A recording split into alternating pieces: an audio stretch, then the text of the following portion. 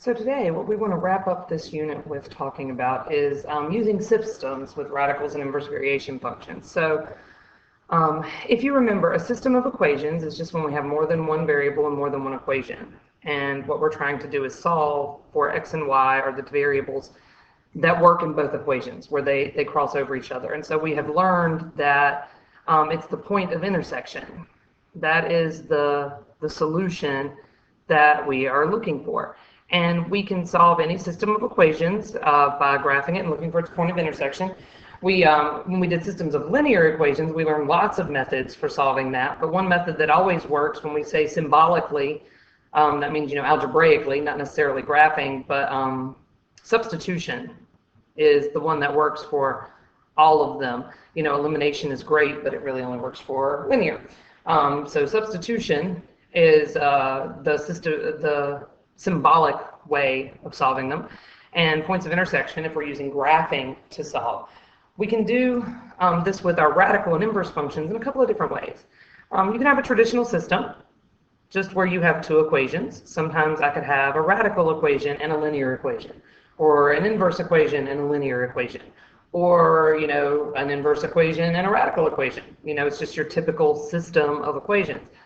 But we can also use systems to just help us solve a single equation. You have done this before in quadratics. If I have an equation and I want to solve it graphically, all I have to do is make this side of the equal sign one equation and this side of the equal sign another equation, and then find where those two equations intersect each other, because that's where they would be equal. And so we can solve for x that way. So those are the two ways that we use systems to help us solve anything, really.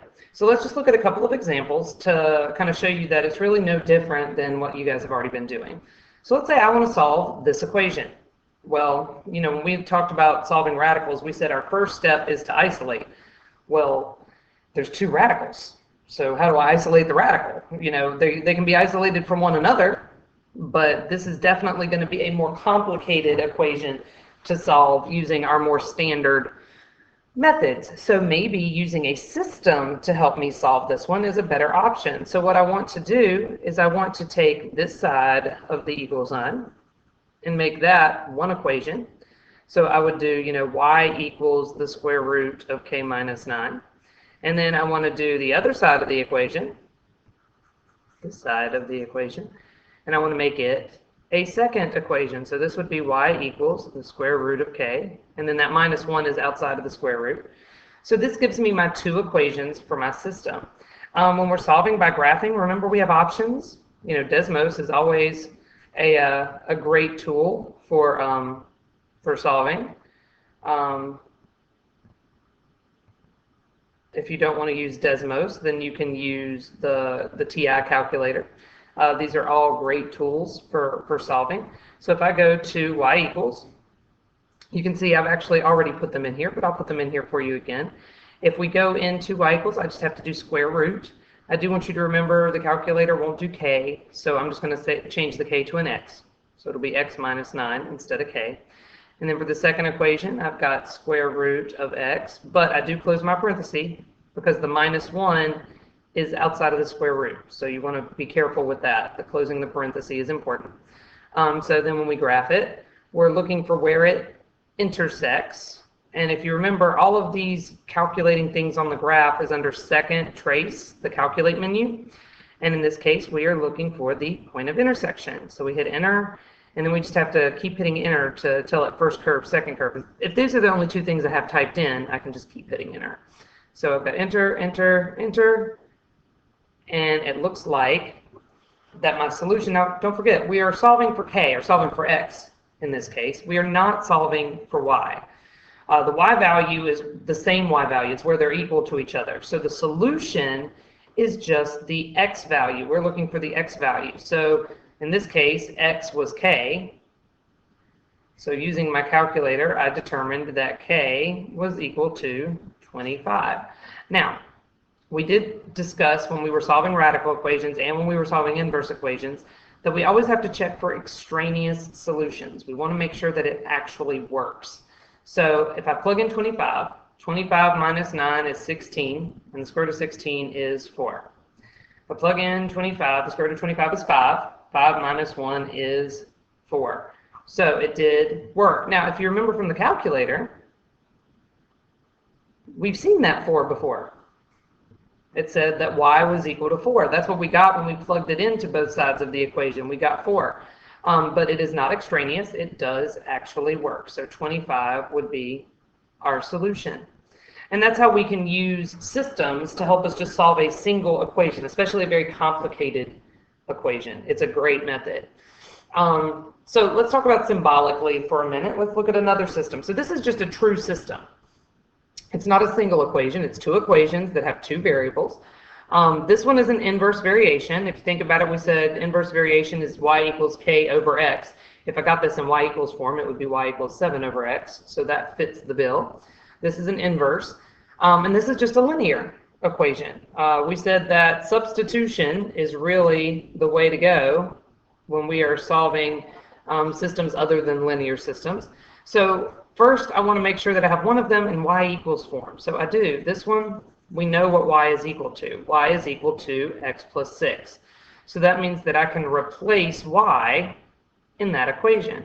So when I do substitution, I'll have x times y, except y is getting replaced with x plus 6, and then it is equal to 7. So if I'm solving this, I am going to have to use my distributive property and multiply this out. So I'm going to get x times x, which is x squared, and x times 6, which will be 6x, and it is still equal to 7.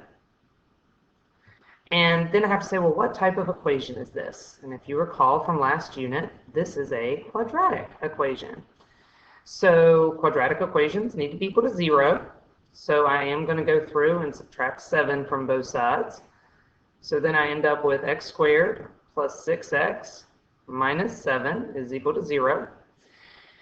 And my options for solving a quadratic, we're not pigeonholed into using just one thing. You can use completing the square. You can use quadratic formula. You can use factoring. It doesn't really matter. This one does factor, though. There's two numbers that I can multiply to get negative 7 and add to get positive 6. So positive 7 times negative 1 multiplies to equal negative 7 and adds to equal positive 6. So it does factor, and if you remember, we just set each of these equal to 0 to then solve for x. And I get that x equals negative 7 and that x equals positive 1. But just like when we were just solving a single inverse or a rational function, we have to check for extraneous solutions. We want to make sure that it actually works. So when I plug into this system, if I have that x equals negative 7, so let's see. Negative 7 y equals 7. So when I divide both sides by negative 7, y equals negative 1. All right. So when I plug in negative 7 to this equation, negative 7 plus 6 is equal to y. So negative 1 is equal to y. Negative 1 does equal negative 1. So those work. Excellent. When we plug in 1, so 1 times y equals 7, so y equals 7. 1 plus 6 equals 7, so y equals 7. Oh, 1 works too. So neither one of these were extraneous, and we get both of our answers.